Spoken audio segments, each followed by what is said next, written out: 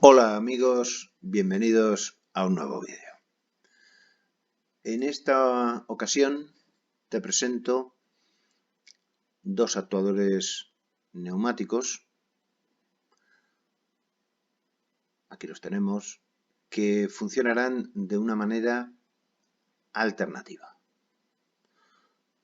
pero controlados por dos dispositivos distintos, controlados con dos criterios distintos.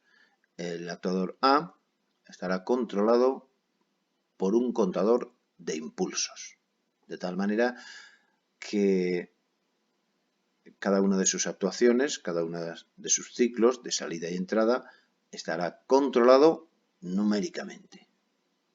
Este dispositivo controlará las veces que nuestro actuador, nuestro vástago, sale y entra.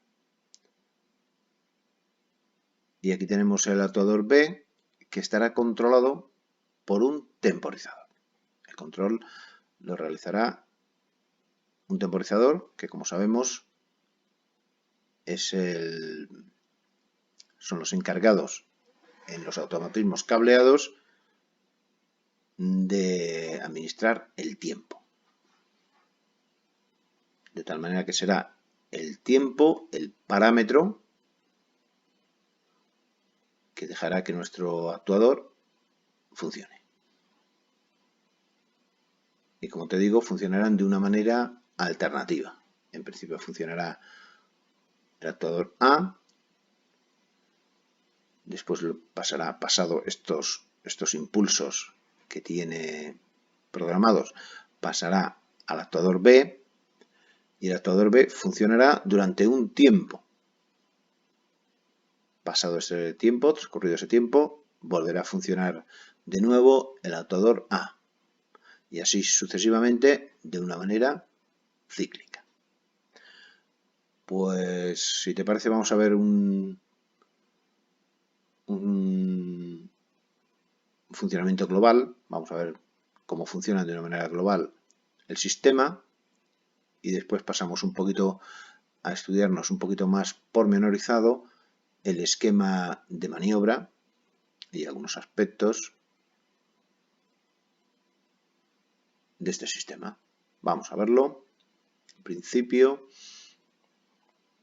debemos ponerlo en simulación. Aquí tenemos una protección térmica y en principio tenemos aquí un interruptor. Vamos a ver cuál es su misión, su protagonismo. Tenemos aquí, como te digo, un interruptor que inicia el sistema. De esta manera, nosotros, mediante esta botonera, nos indica paro, marcha y reset. Mediante esta botonera podemos iniciar el sistema. Vamos a verlo. Presionamos marcha y ya vemos aquí a nuestro pistón que realiza la misión de expandirse y retraerse. Y aquí vemos nuestro pistón B. Una vez que nuestro pistón A ha finalizado su número de actuaciones, le pasa el testigo, por decirlo de alguna manera, al pistón B. Aquí lo vemos.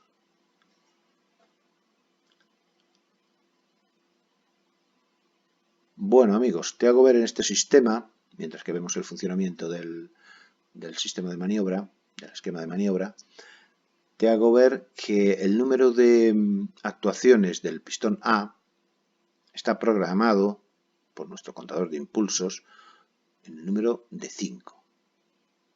De tal manera que nuestro pistón realiza 5. Aquí las podemos contar perfectamente.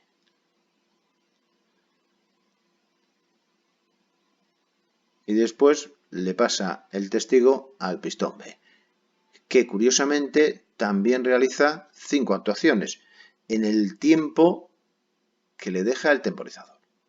De tal manera que los dos realizan 5 actuaciones. Esto no es casualidad. Hemos regulado el temporizador para que el pistón B realice 5 actuaciones. Pero, insisto, el control es distinto. El pistón A realiza las 5 actuaciones porque están contadas, están registradas, y el pistón B realiza 5 actuaciones porque le damos un tiempo determinado y en ese tiempo, con la velocidad que lleva de expandirse y contraerse, solo puede hacer 5 actuaciones. Aquí si variamos, por ejemplo, la velocidad, que lo tenemos, la velocidad de los vástagos, nos daríamos cuenta que el vástago A seguiría con su cuenta de 5 impulsos, 5 actuaciones, y el actuador B, pues quizá haría algunas más, porque con el mismo tiempo tendría ya más velocidad, podría realizar alguna actuación más. Bueno, amigos, el sistema, te hago ver algunos aspectos que tiene el sistema.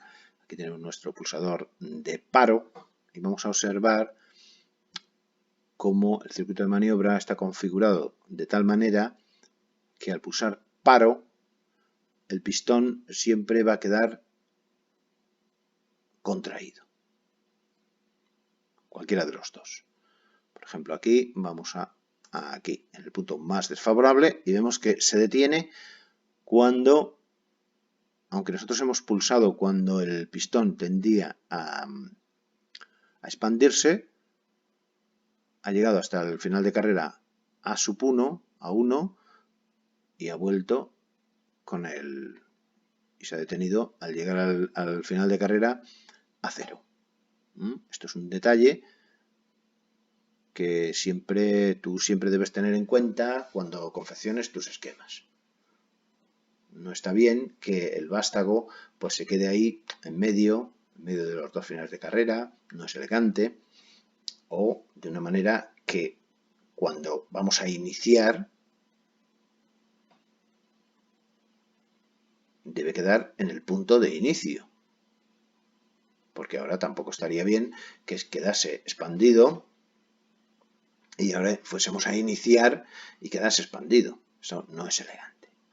Es un detalle que en todos tus esquemas, tus circuitos, debes procurar. Vamos a verlo. Aquí vemos como nuestro contador de impulsos comienza el ciclo en el punto donde se quedó.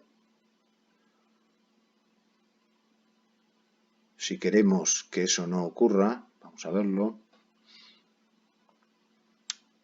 Vamos a verlo aquí. Aquí lo vemos.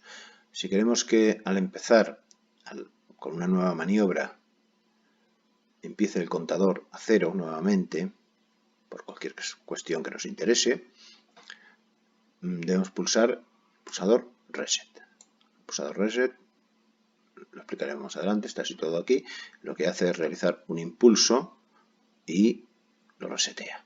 De tal manera, aquí lo vemos 0 y aquí vemos cómo podemos iniciar marcha y empezar a contar desde el punto 0. Aquí también te hacemos ver este sistema de tal manera que se ejecuta el cambio de actuación de los pistones, digamos, la alternativa o la alternancia de un pistón a otro, y se produce en el punto donde el vástago acciona el final de carrera correspondiente. De tal manera que no se produce un atropello. Podemos decir que estos pistones están funcionando en un régimen de cortesía mecánica, para que nos vayamos entendiendo. De tal manera que ninguno de ellos intenta actuar antes de que el otro pistón, el compañero, esté totalmente retraído, como ves. Esto también es un detalle que tú cuando realices tus esquemas son condiciones de funcionamiento que, aunque no vengan especificadas como tal, tú debes siempre observar y procurar. Esto te va a dar mucha categoría. Estos detalles que son muy importantes. Aquí los encargados de que esto ocurra, de esta especie de, como te he dicho antes, de cortesía mecánica, son estos finales de carrera, esta doble cámara de los finales de carrera que está aquí situada. De tal manera que no dejan que el vástago B salga antes de que el final de carrera A0 lo autorice. Si prescindimos de estos dos finales de carrera, de estas dos doble cámara del final de carrera que tenemos aquí, porque no es que hayamos aumentado el número de finales de carrera, simplemente la doble cámara de estos finales de carrera la hemos situado aquí. Si prescindimos de estas conexiones, ¿qué ocurriría? Que cuando este vástago llegue aquí, este ya está arrancando. Cuando este vástago llegue aquí, después de haber cumplido las cinco salidas, el vástago B ya saldría, no dejando que este vástago vuelva a su posición de reposo. Esto se consigue, como te he dicho, con estos dos finales de carrera. Y aquí tenemos R6, que R6 es la encargada, es el encargado, este relé de maniobra, está aquí con sus dos contactos y es una especie de semáforo, que es el que controla, bueno, pues ahora debe entrar el actuador A y ahora debe entrar el actuador B. Es este señor, el R6. Aquí tenemos nuestro temporizador y ahora pues vamos a estudiarnos un poquito más pormenorizado el sistema de maniobra, para que lo entendamos mejor. El sistema de maniobra que, como te he dicho, resulta de una fusión de dos controladores. Un controlador de impulsos, que está programado para cinco actuaciones de nuestro actuador, valga la redundancia, y un temporizador que permite que el actuador B actúe durante un tiempo. Muy bien. Pues entonces aquí tenemos simplemente una protección térmica, un interruptor general del circuito y aquí disponemos de un pulsador de marcha y un pulsador de paro. Aquí vemos que el pulsador de paro está situado en la columna por debajo del pulsador de marcha. Pulsar el pulsador de marcha, entra R1 y se rearma. R1 no tiene más misión que rearmar esta zona. Entonces alimentaría a esta zona del circuito. Estando ya toda esta zona alimentada. Bien, esto es por un motivo muy sencillo, por lo que te comentaba anteriormente, de que pulsando el paro en cualquier punto del vástago, encontrándose en cualquier punto el vástago, no se detiene hasta que no llega al final de carrera a 1. Eso lo conseguimos alimentando esta zona a través del pulsador, a través del rearme, y toda esta zona alimentándola ya directamente. Esto se consigue de esta manera. Pues como te decía, pulsando pulsador P1, rearmamos R1 y ya toda esta zona tiene corriente y comienza la actuación. En principio vemos que estos dos finales de carrera están activados. Estos dos finales de carrera corresponden a A0, B0, corresponden a distintos actuadores. Como vemos, la distribución se ha hecho de esta manera por motivos simplemente eléctricos, ¿verdad? Aquí tenemos los dos actuadores, los dos finales de carrera iniciales de cada uno de los dos actuadores. Aquí lo vemos. Tenemos aquí A1, que es de este actuador, del actuador A, B, B0, o sea, perdón, he dicho A1, pues no, es A0 y B0. Son los dos actuadores, que es donde están las condiciones de funcionamiento. Fíjate, en la columna de los actuadores finales, de los finales de carrera, de final, de la salida, aquí pues no tenemos ninguna condición. Aquí tenemos estas condiciones. Y las condiciones son simplemente que el relé R6, el semáforo, digamos, nos dé salida, ¿verdad? Nos diga que ahora nos toca a nosotros actuar, esto lo hace aquí, y que el actuador compañero, en este caso el actuador B, se encuentre totalmente contraído. Al encontrarse este actuador totalmente contraído, cuando se cumplen estas condiciones, están todas en serie, pues entra en funcionamiento el relé R2, que sería el caso al pulsar P1 y al estar R1 rearmado. El actuador que empezaría en primer lugar sería el actuador A por acción de R2. R2 lo que hace es activar aquí la electroválvula correspondiente. Las electroválvulas están aquí representadas. Aquí las tenemos, 4 o 2 electroválvulas de doble efecto.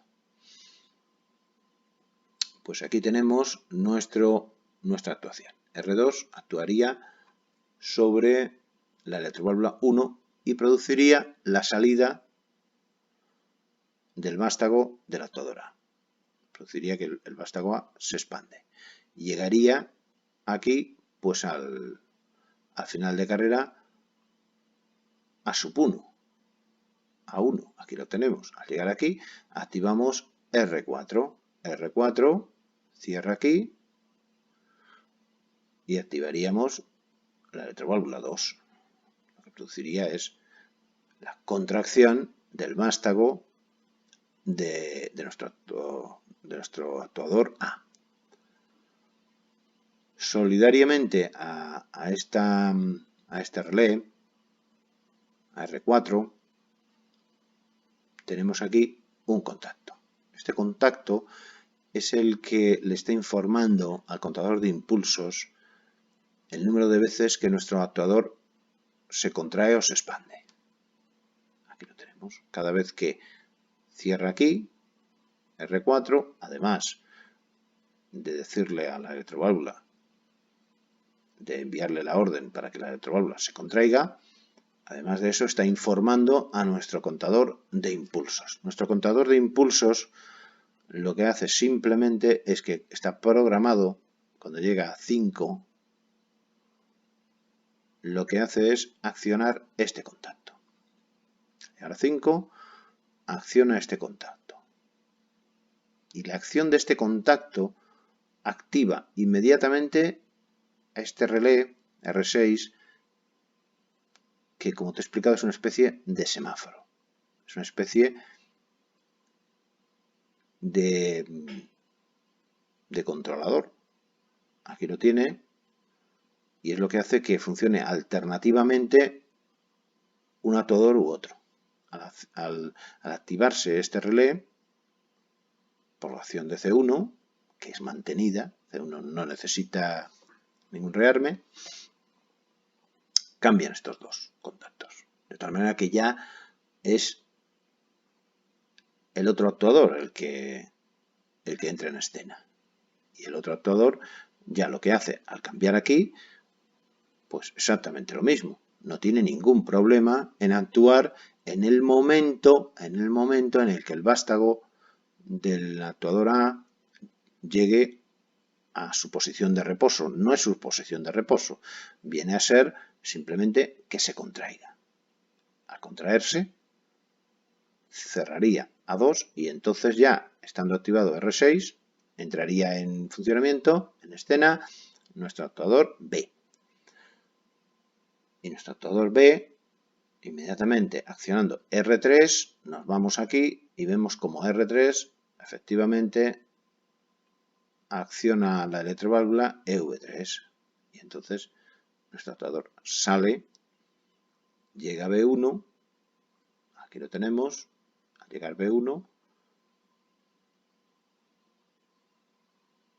acciona R5, acciona EV4 y vuelve y produce este movimiento alternativo de expandirse y contraerse. Esto es producido porque, claro, en el momento en el que sale este vástago y deja de accionar B0, B0 vuelve otra vez, se abre y la electroválvula deja de actuar. Esto es lo que produce, según las órdenes de B0 y B1, pues nuestro actuador comienza a expandirse y retraerse. Nuestro temporizador, una vez que pasa el tiempo, lo que hace es que cierra este contacto y por lo tanto resetea el contador de impulsos. Y es el contador de impulsos el que abre este contacto dejando en reposo R6 y entonces al dejarlo en reposo estos contactos vuelven a su posición inicial, que es la que tenemos aquí, y es la que hace que se inicie de nuevo la actuación de R2, cierre aquí, electroválvula EV1 correspondiente a nuestro actuador A.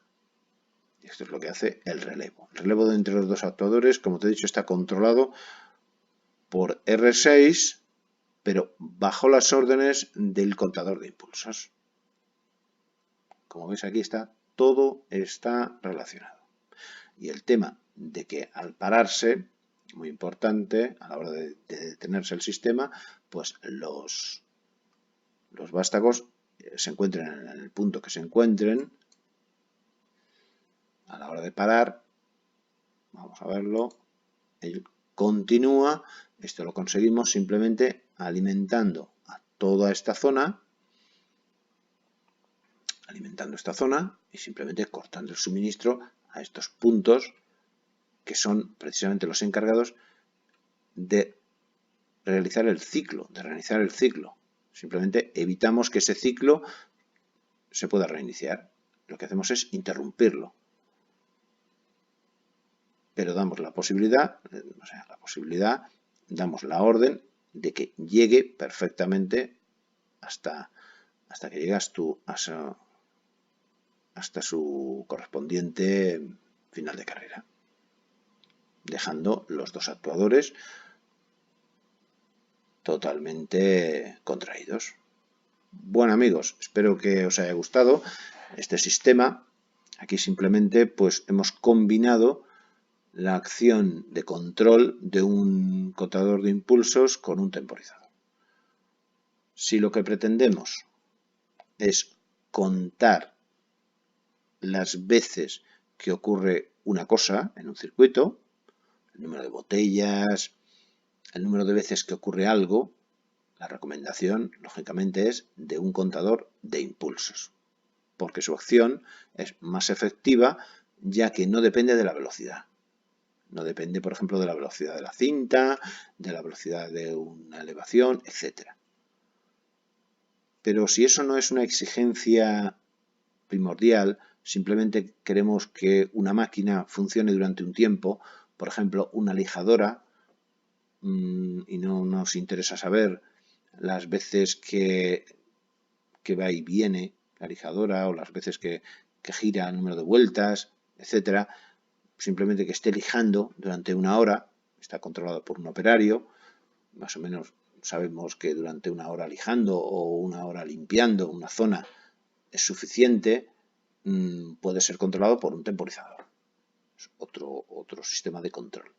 Y aquí lo que hemos hecho es poner los dos sistemas de control a dos pistones y hemos visto cómo los hemos compatibilizado para que funcionen. Bueno, amigos, espero que os haya gustado, que lo hayas entendido. Y ya sabes que si tienes alguna duda, puedes dejarme un comentario que yo procuraré atender lo mejor posible. Pues nada, amigos, muchas gracias a todos por vuestra atención.